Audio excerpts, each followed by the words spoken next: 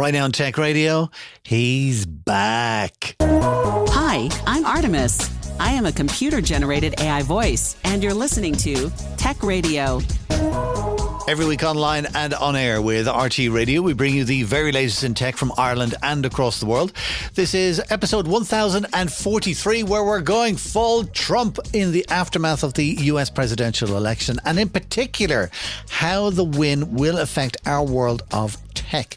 Plus, we have an exclusive interview with Paul Daugherty, co-author of Human Plus Machine, Reimagining Work in the Age of AI. From techcentral.ie, this is Tech Radio with Dusty Rhodes and Niall Kitson.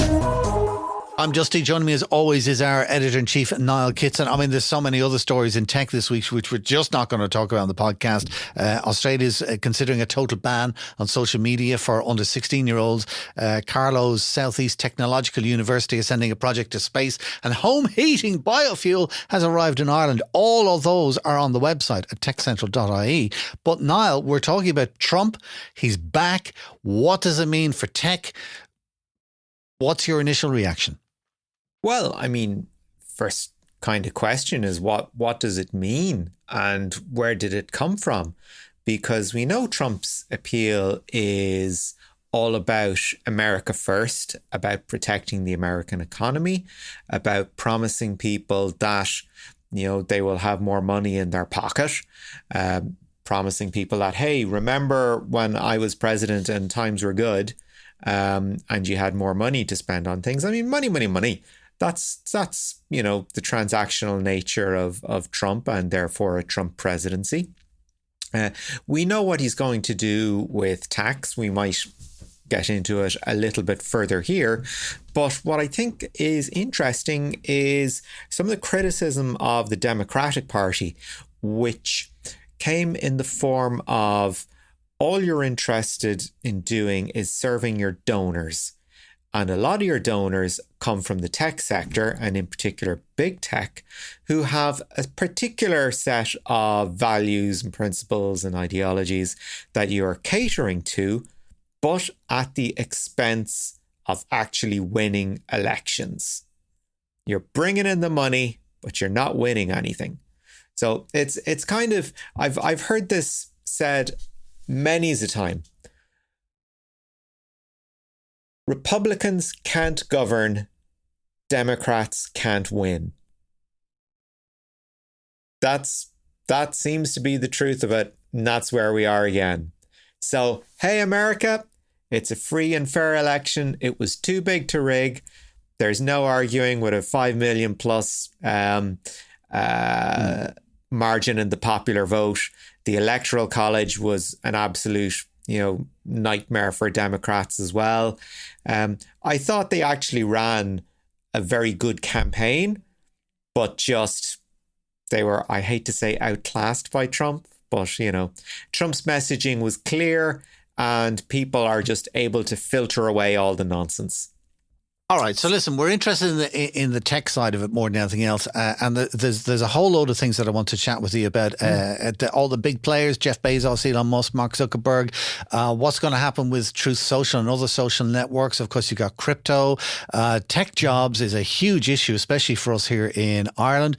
There's the CHIPS Act in the States. AI, of course, is going to play a little part of it, a ton to get through. Let's start with Jeff Bezos. Yeah, well, I mean, there's a man that will be feeling kind of vindicated this week. Of course, owner of the Washington Post, which refused to endorse any particular candidate in the election. Well, now just to be fair on that, right? It wasn't the Washington Post who refused to endorse a candidate. It was Jeff Bezos who instructed the Washington Post to refuse to endorse a candidate. The editorial team and the journalists there wanted to endorse a candidate, but they were told no. Yeah. And we know which candidate they wanted to endorse. Yep. So, yeah, I think Jeff Bezos will be a happy man. One thing that people do not want to do, it seems, in general, is incur the wrath of Donald Trump.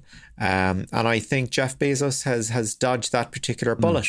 And I think, you know, if Blue Origin becomes something a little bit more akin to SpaceX, I think there might be a little bit of a sort of a nod towards that decision not to endorse. Maybe I'm a bit too much of a cynic, but I think, the upper 0.001% of the tech sector will be probably quite pleased with the outcome. So Jeff was in the middle. There's one guy who's definitely going to feel the ire of Donald Trump. And then there's one guy who has been very close to Donald Trump. So close, some would say that all you could see was his feet. Elon Musk. Elon Musk, who used to be a liberal and at some point got radicalized by spending too much time on Twitter. And the guy tweeted more than 3,000 times during the campaign. A lot of it misinformation and disinformation, just sort of with a, interesting thing that, his followers will just lap up and just take it as gospel, So all the way through, he became progressively more and more Trumpy. To the point where people were posting memes where they were side by side, there to save America or dance together or all kinds of stuff. So why would Musk be so interested in doing well out of Donald Trump? Well, I mean, there's kind of two reasons. One of which is the fact that Musk relies so heavily on government contracts. So I think he was, in a sense, backed into a corner in terms of which candidate to support. And he seemed to be getting a lot of his information, making the decision on who he was going to support from Polymarket, which is kind of sports betting, but it's not just sports betting. You can bet on absolutely anything. Yeah. And, as is the case, the bookies seem to have it spot on, as it turned out.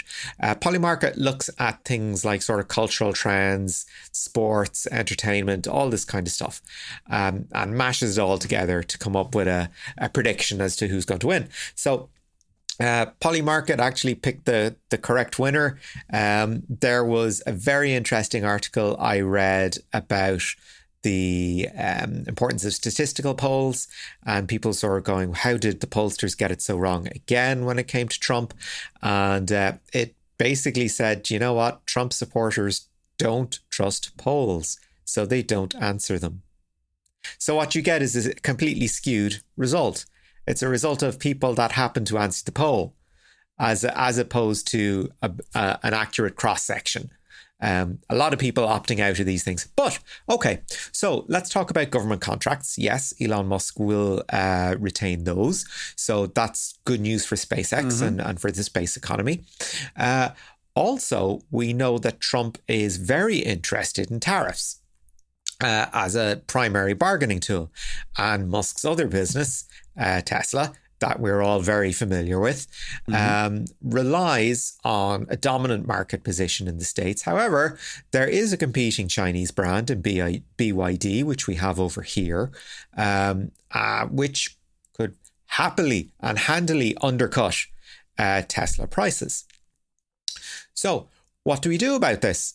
Well, why not put a load of tariffs on Chinese goods, make them completely unaffordable on the US market, and that will solve that out.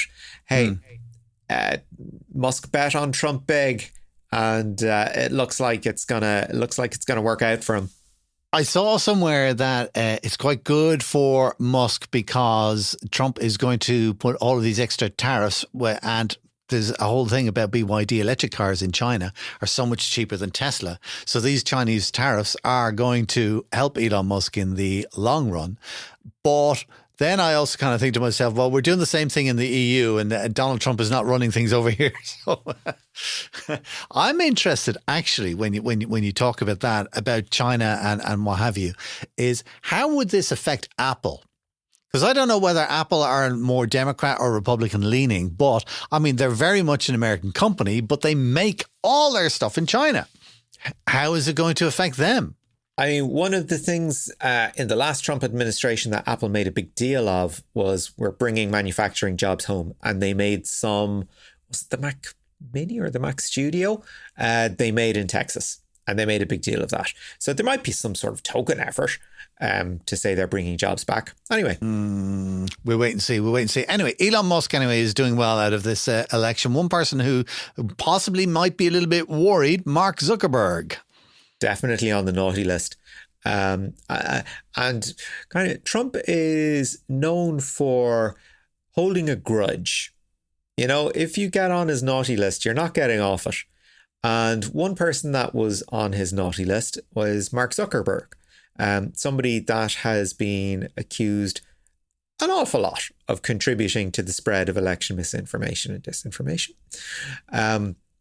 Of course, Facebook effectively being designed to keep you on the platform for as long as possible, basically constructing these rabbit holes that you can go down and end up being, I'm very wary and weary of this term getting radicalized. It's like you read too much stuff and convinced yourself of it.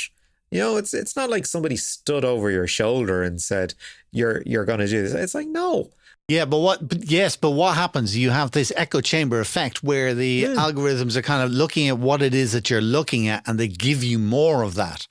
So if you're reading more and more radical stuff, and just because you're reading that kind of stuff, it's giving you more and more of it, well, then you think, well, this is normality, when in fact it isn't.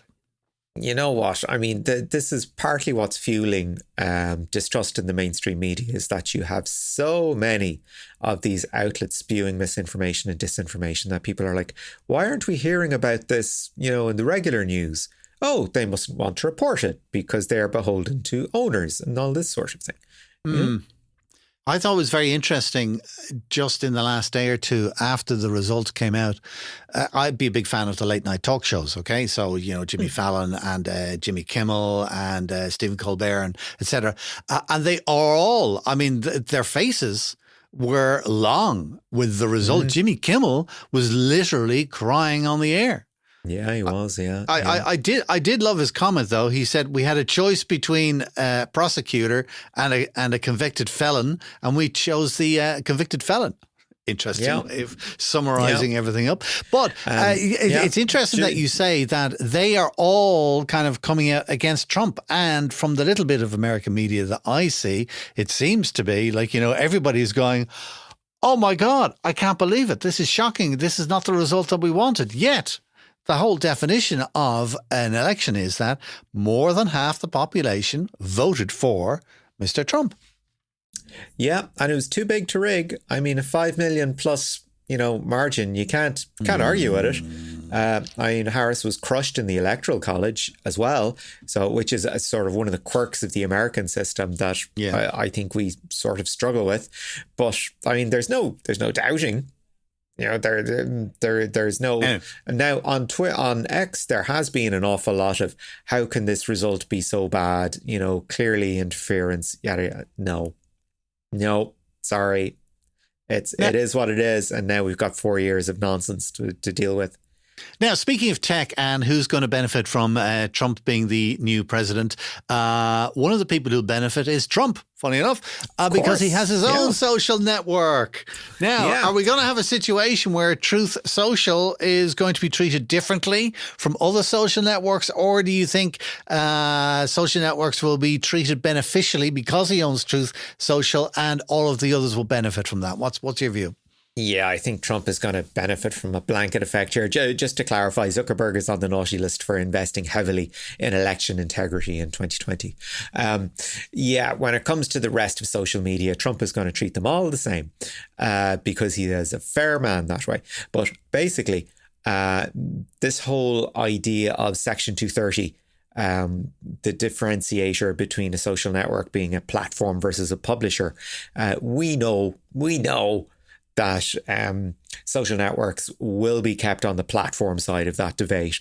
They will be absolved of any liability for anything that appears on their platform other than bad PR. Trump is heavily invested in Truth Social. Maybe he'll get a few more members. Maybe he won't. He seems to be back on X and loving it or whatever.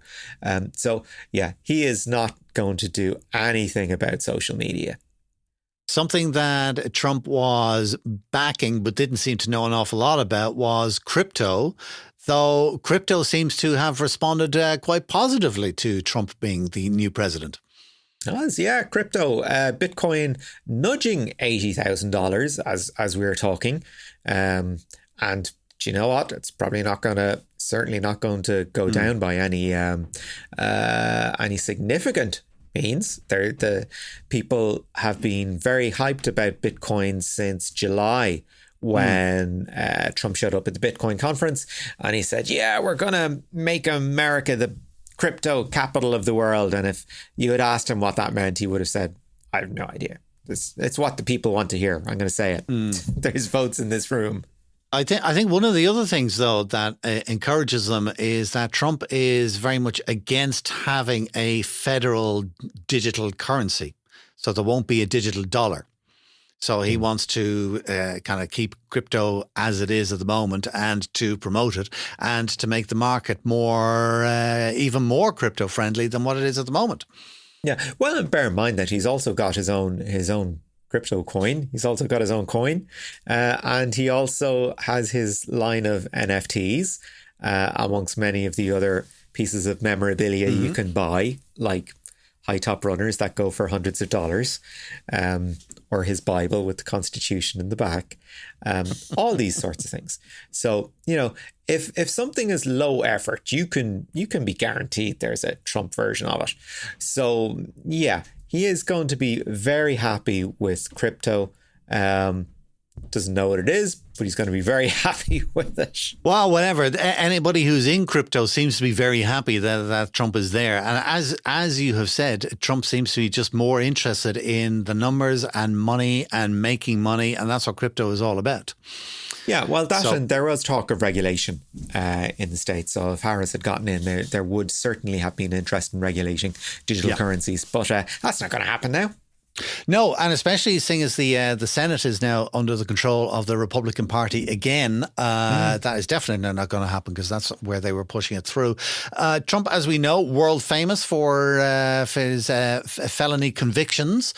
On the tech side of things, we also have a number of antitrust investigations where, some people like Google are too big for their boots, or they're using their market domination against everybody else in search and ad placements and stuff like that. Where do you think Trump is going to view these antitrust investigations and charges? Well, apparently under this sort of Project 2025 plan document that was leaked, the whole idea is to gut the federal government. Just, let states sort things out for themselves, but we're going to gut the federal government. So part of what the federal government is responsible for is regulation at national level. And the SEC is in charge of the prosecutions against Google over search and ad placement, as you mentioned. I think, we are going to see these agencies either disappear. Well, some of them will disappear completely because that's the plan. And some will be downsized to the point that they become completely ineffective. So it's more than likely that some degree of lawfare will take place. And we can see any case against Google, any case against Microsoft. They might not disappear, but I mean, there will be settlements made for pittances. Absolute pittances, and we'll all be able to move on. Imho, that's my opinion. Grant, I want to talk about tech jobs in a second, but first, just kind of speaking on the legal side of things, there was a thing going through the States called the CHIPS Act. I'm sure you're aware of it. Basically, the Democrats have put in $400 billion to create microchips in the States and not to be shipping them in from China or elsewhere in Asia or Southeast Asia. Trump... Now, this is kind of confusing. And then when you think about it, it makes perfect sense, right? Trump does not like the CHIPS Act. And it's like, hang on a minute. What? He wants to take chip making away from China? He loves that side of it. He loves the fact that they're going to make chips within the States. But he doesn't like the fact that they're spending $400 billion to create the industry within the States. So I think he's going to have a little play around with that, or possibly reverse some stuff, or maybe bring in a chips version 2. So we shall wait and see. And in all fairness, I should point out that the EU have something similar where we're trying to kind of, I suppose the whole world is probably trying to negate their reliance on Asia for the creation of chips, which kind of makes sense, I suppose. Another thing is AI. The wonderful world where we like to move fast and break things. Do you think that will continue, or do you think it'll get worse? We will see an increase in the gap between how things are done in the States and how things are done in Europe. In Europe, we've got the AI Act. We've got this risk-based approach to AI. In the States, they were moving towards something similar under the Biden-Harris administration. They were looking at safety and ethical AI and this sort of thing. I think that's going to go out the window. I think we can forget about that. We're going to go back to move fast and break things. It doesn't matter what you do or who it hurts.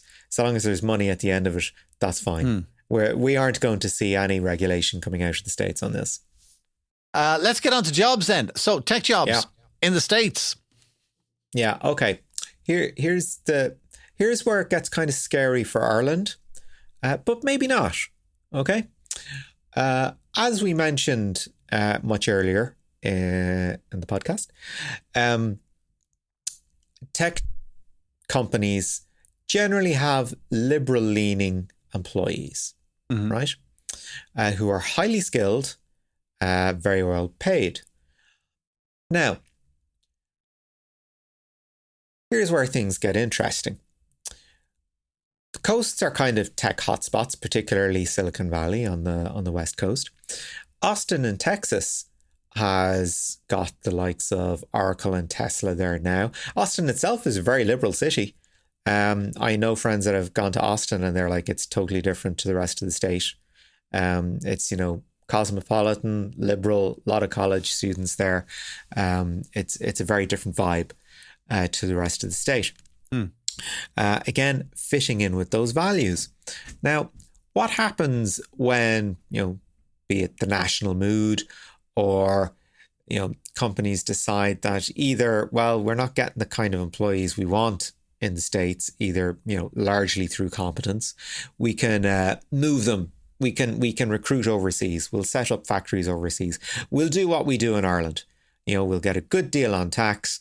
We'll be able to set up either, facilities or factories or data centers or whatever. Well, maybe not data centers, but you know what I mean. And we will be able to keep things aligned with the values of our staff, right? So, for example, maybe somebody who's working for Microsoft in Washington might not be as interested in relocating to Texas on account of, their regimes on abortion, for example. And I think that kind of mobility will be restricted slightly in the States. And I don't mean you're not going to be allowed go somewhere.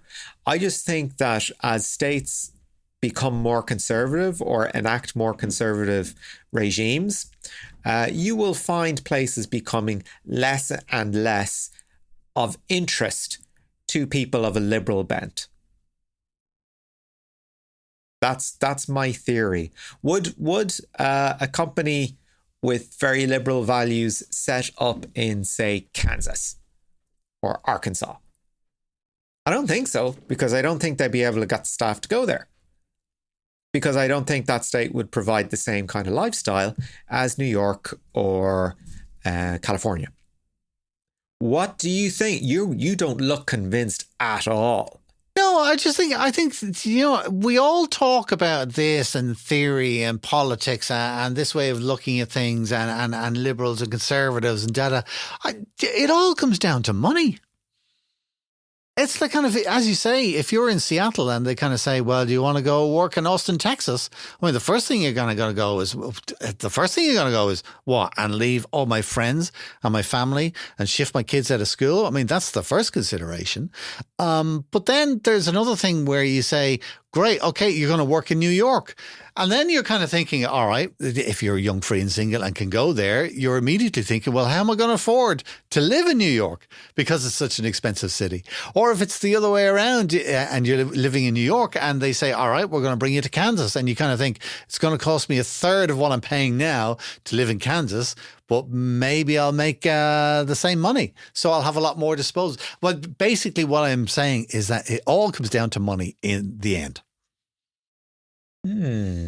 I think that is the thing. That is the deciding factor in everything that we do. We all have our own philosophies. We all have our own wants. We have our wishes. We have the way we think about things. But you know what? When it comes down to the euro in your wallet or on your smartphone or whatever, or in your credit card or whatever way you want to look at it, but when it comes down to cash and how much we're going to pay, that is the thing that makes us decide. Would you not agree?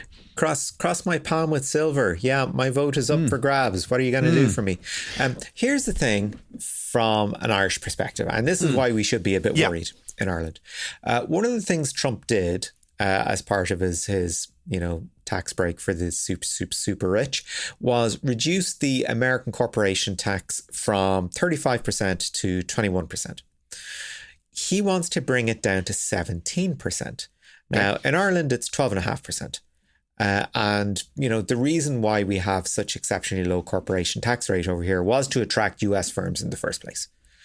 And that's why we allowed a very aggressive tax planning by American firms over here. We sort of turned a blind eye to it. And now we've got a heap of money from Apple because the EU, cottoned on to us. And eventually said that was illegal state aid. You're not allowed. So if everything is about money, what happens when the corporate tax rate is further reduced in the States and there is a climate of American protectionism? The way that I have heard it is that for certain companies in Ireland, particularly with the multinational Americans, they're in and around 15%. They pay a different rate of corporate tax. And that was because of the EU. And the talk is that Trump will reduce American tax on companies from 21% down to 15%. So I think worst case scenario is that we're going to be on a level footing. They either pay 15% tax in Ireland or they pay 15% tax in the States. So the deciding factor, and which is where I think Ireland is safe, is that we have a highly educated workforce. We're in an extremely well located part of the world in that we are on the edge of Europe. We're in the right time zone. We have easy access to the European market, which is absolutely huge. And there's all of these things. And then the investment that American companies have made over decades in Ireland. We have believe it or not, the weather that we have here is in our favour as well because it's great for data centres. So I think all of those things, all things being equal, I think if it was a case of they were paying company tax of, say, only 5% in the States versus 15% here, then the money argument kicks in. But when the money is equal, it's like, well, they may as well. They may as well stay here. So I don't think Ireland has anything to worry about with the new Trump presidency. Okay. We shall see. I think it's going to be an interesting time in America. There's a lot of people very, very upset. There's a lot of triumphalism. So we'll see how the culture wars play out. But yeah, I think from a financial perspective, we're in for an interesting time, but I'm not sure it's going to be that bumpy. All right, let's wrap up our talk of Trump and all things tech at that. Just one other thing before we bounce into our interview this week, and it's a mention for Science Week. Tell me more. Yep, Science Week starts on the 10th. So I guess, by the time we're talking here, it's Sunday and runs until the 17th of November. And there are events up and down the country. An awful lot of them free. So get out there, learn something during the week. And an awful lot of them are family friendly as well. So it'll be a great time for everyone. Excellent. Niall, as always, thanks for keeping us up to date with the news. From TechCentral.ie, this is the award-nominated Tech Radio from TechCentral.ie. We've almost accepted the view that AI is a one-way system. The better it gets, the more jobs that we're going to lose. But is that really the case? Paul Daugherty is co-author of Human Plus Machine, Reimagining Work in the Age of AI. He's also a former Chief Technology Innovation Officer with Accenture. In an exclusive interview with Tech Radio, he had a chat with Niall Kitson about how we should be using AI to create superpowers. So, Paul, we're going to talk about a couple of, I suppose, reports, for want of a better term, at this stage during our conversation. The first is a book that you worked on a couple of years ago called Human Plus Machine. So tell us a little bit about the genesis of the book and the kind of myths you sort of set out to debunk. Yeah, the Human Plus Machine came out of some discussions that I was having back in 2015, roughly 2014, 2015, when deep learning, really hit the radar and was all the rage. And there were a lot of discussions happening at that point about artificial intelligence. It preceded this whole Gen AI thing, but that was a big moment of interest around AI.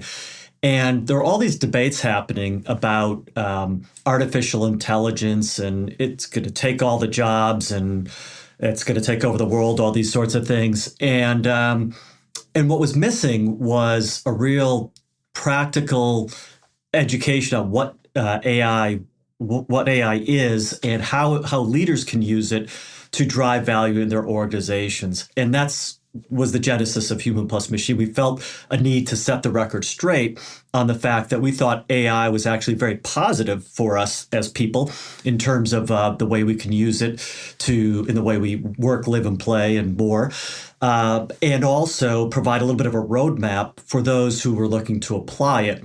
Because our belief was, if you think AI is a tool to just eliminate jobs and work and such, it'll become a self-fulfilling prophecy. You might be able to do that to some extent, but we believe that'll be diminishing returns, that the real value is in looking at how to enhance human capability and, in essence, give people superpowers in the way they use the technology. So that was Human Plus Machine. It was released in 2016 initially. It was really the first to really tackle this human plus machine and coin the human plus machine term and phrase at the time. And then we just re-released the book earlier in September. And it's updated. It was supposed to be a little update. It ended up being a pretty big update. We we added a lot and added some new chapters on generative AI, which really is bearing out the thesis of Human Plus Machine even more. It's quite interesting that you were able to make these sort of predictions pre-generative AI, in that sense. You've just been able to sort of plug in that, okay, well, we have a technology here now that is actually helping this come to pass. I think one of the comparisons, it's a fairly tired comparison now at this stage, is to say it's all going to be Skynet, it's all going to be this. I think the vision of the future we should be engaging with more and being more cognizant of is the movie Her. I think that's probably a better example of where we are and where we're going with AI. Right. I think the right way to look at it is, like any technology, whether you consider printing press or a screwdriver or anything that we've invented as humans, they're tools to help us augment our own capability. And I think AI is really more of the same. And yes, like every technology, it can do some things that we do better than we can. And we shouldn't be surprised by that. Every technology's got that capability. The difference with generative AI now is that the things it's good at are becoming strikingly human. It can generate generate a book report for you in the form of a Shakespearean sonnet or what have you. It can do all sorts of creative things, creating content, interpolating lots of information that you couldn't do with prior forms of AI. It can communicate more natural language. And I think that's why people are taken a little bit aback by it, because it does have this more human capability. But what we explain in Human Plus Machine is that the more human the technology gets, the more capability, the more it enhances our human capability, because it frees us from these crazy ways we've had to interface with machines and the way we've been able to get information. And it really eliminates a lot of that friction and allows us to truly get more power out of technology and again create these human superpowers. And that was true with the original, with deep learning and that wave of AI when we wrote Human Plus Machine. It became even more true. And one thing we said with the initial book is the more human-like the technology, and we predicted that AI would generate more and more human-like capability, the more power and capability that would have for all of us. And indeed, it's a very practical book for managers and people that wouldn't necessarily have to sit down and think about an awful lot of policy and slightly more ephemeral things. One of the points that you raise in the book is that businesses have to get used to the idea of the ethical use of AI. How do you find organizations have dealt with that message when it's something that it's not as concrete necessarily as GDPR? I mean, the AI Act is still, it's still rolling out in Europe. Nobody knows what a particular contravention or sanction would really look like yet. So do you find organizations are still kind of, what do you mean we have to come up with our own policy for this? Yeah, I think it's incumbent on organizations to have their own principles, policies, rules around it. I think that's essential. We categorize that into responsible AI, and we talk about that a lot in the book.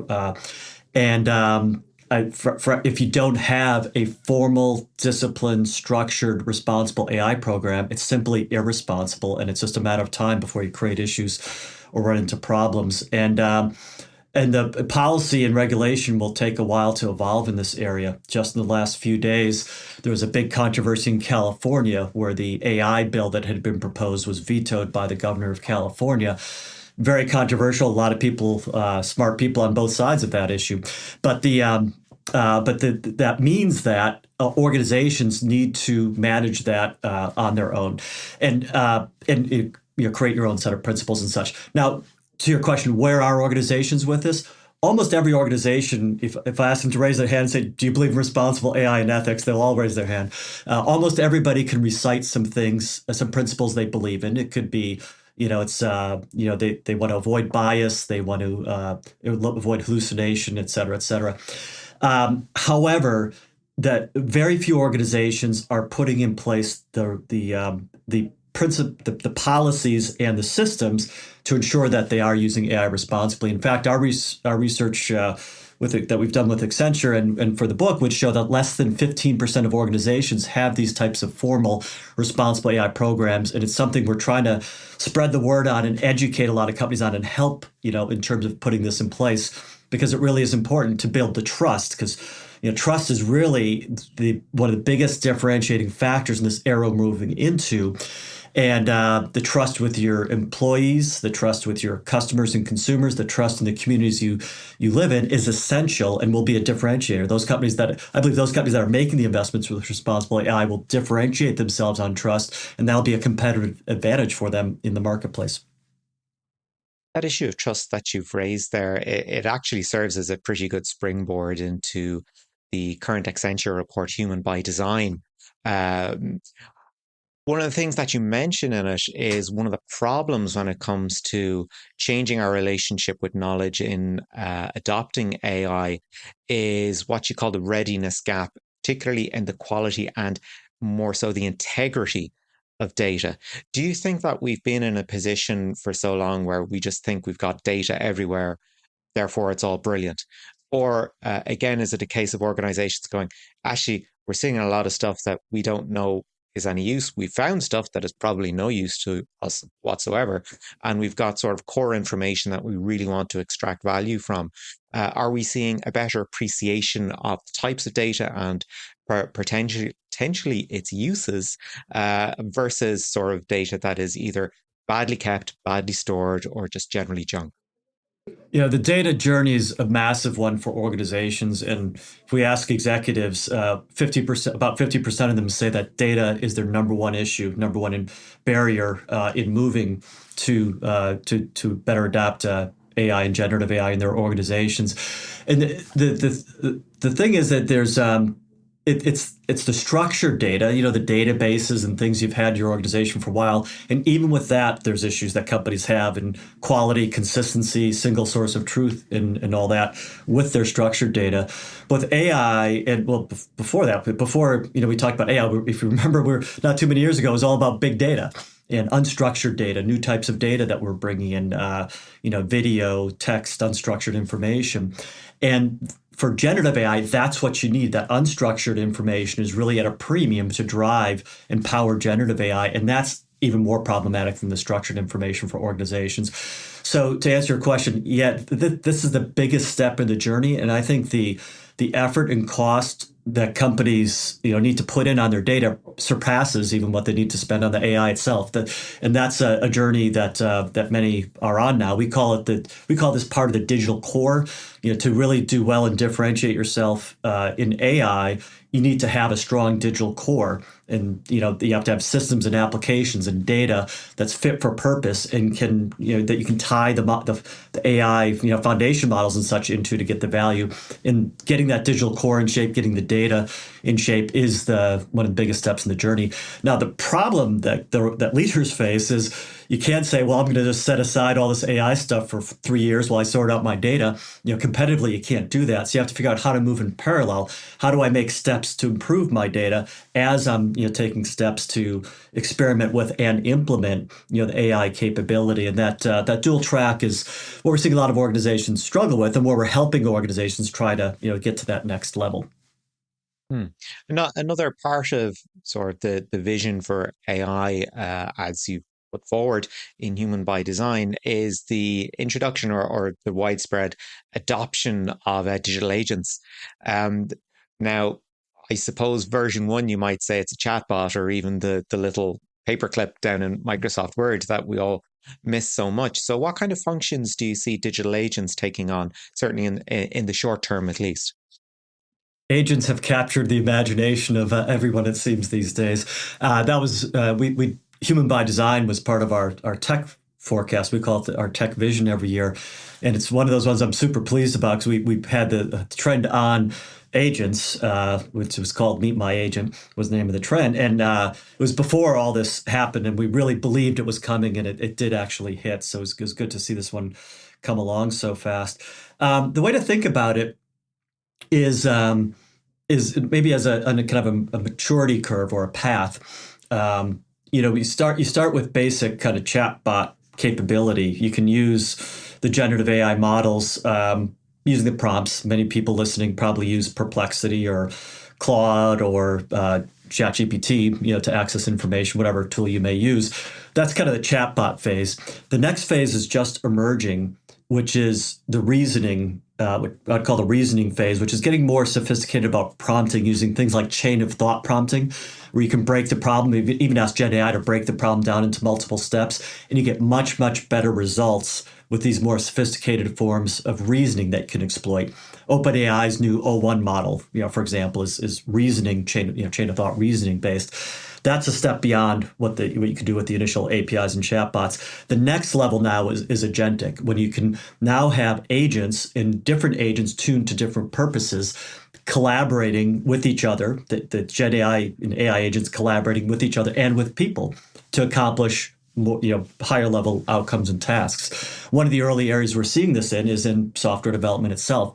We've done we're doing work, started in our labs, we're now doing with clients, where you can have human programmers and development team working with AI agent coders, AI agent testers, AI agent documenters, all working together to solve a common problem, which might be, develop a new e-commerce capability to sell a new product, but working together with the humans and the agents in this case, and the agents collaborating with each other. And it's the way in which the agents work and the specialization that you can get in them, and the way that you then tie that together with the human workflow, is really kind of the next level that we see happening with AI. Another part of sort of the vision in the report is looking at removing the friction between AI and the individual and the user.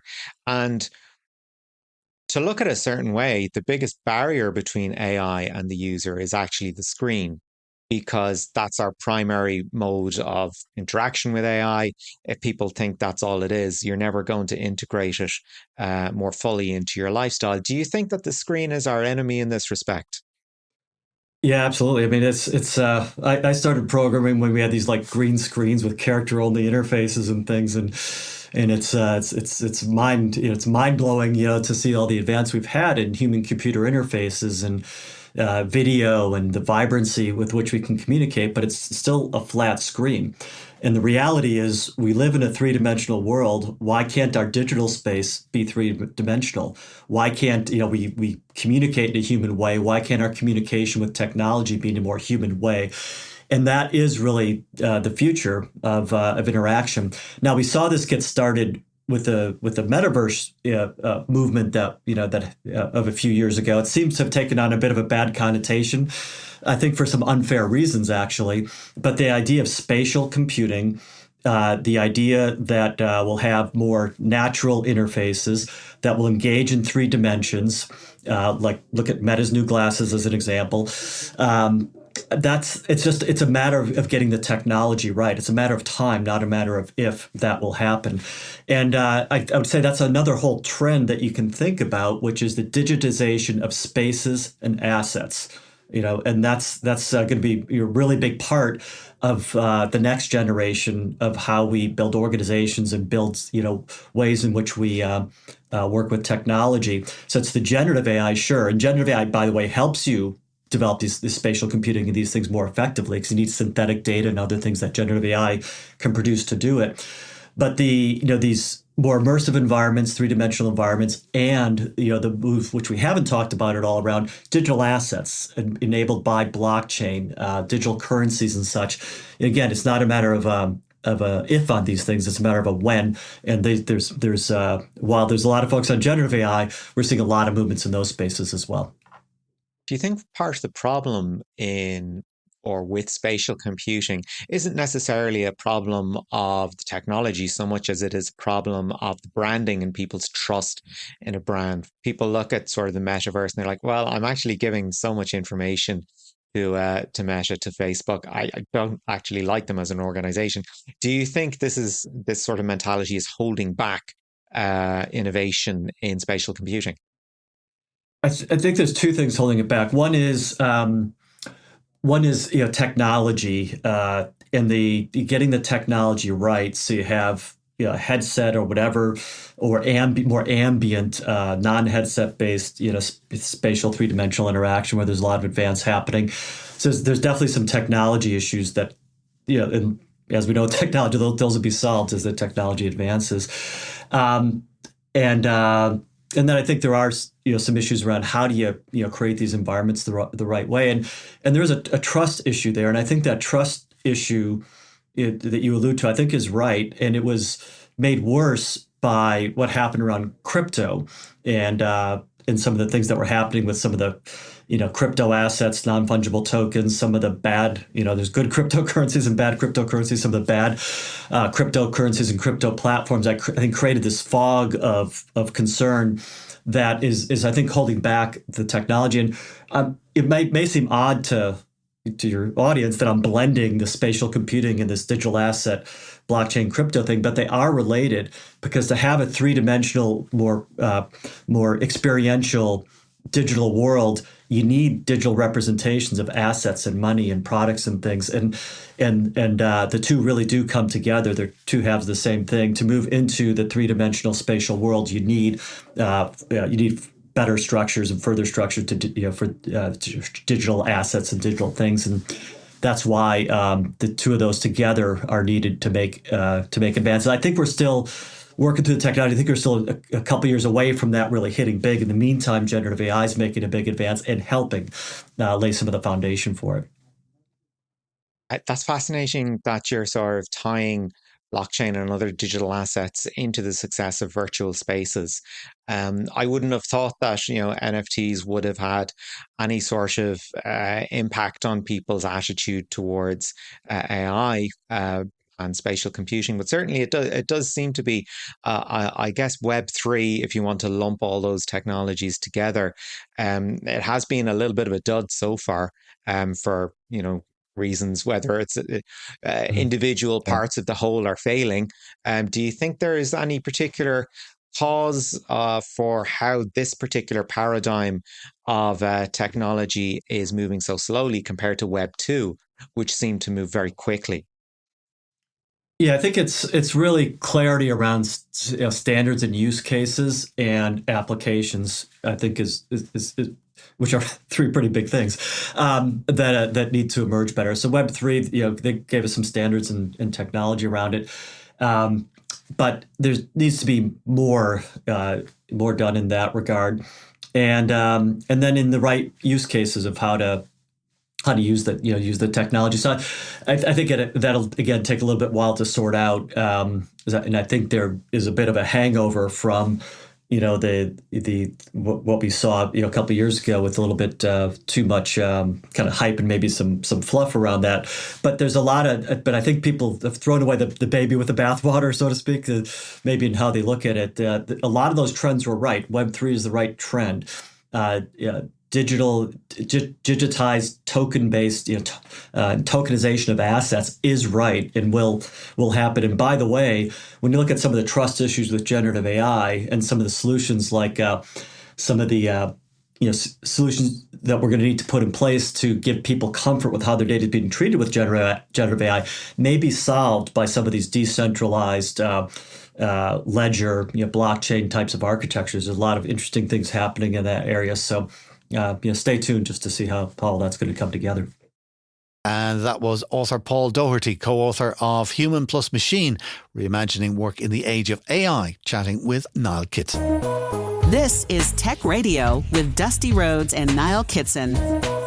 That's it for our show this week. A lot of it around AI and Trump, of course, but there's so many more tech stories going on this week, which are all on the website for you, techcentral.ie, including what have we got now? Yeah, we have the AI Centre Cedar has opened a new graduate program. If you're a Google Cloud customer, get ready to use multi-factor authentication, whether you want to or not.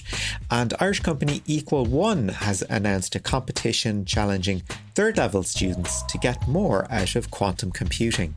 As I say, all of those stories and more online at techcentral.ie. We're back again next Friday with a brand new show online and on RT Radio 1 Extra. And please remember to share our podcast with a friend. Just tell them to search for Tech Radio Ireland on Apple, Spotify, or now also on YouTube. Until next week, from myself, Dusty Rhodes, and from Niall, thanks for listening. Take care. Remember, you can get the latest Irish tech news with hourly updates, daily newsletters, and more at our website, techcentral.ie.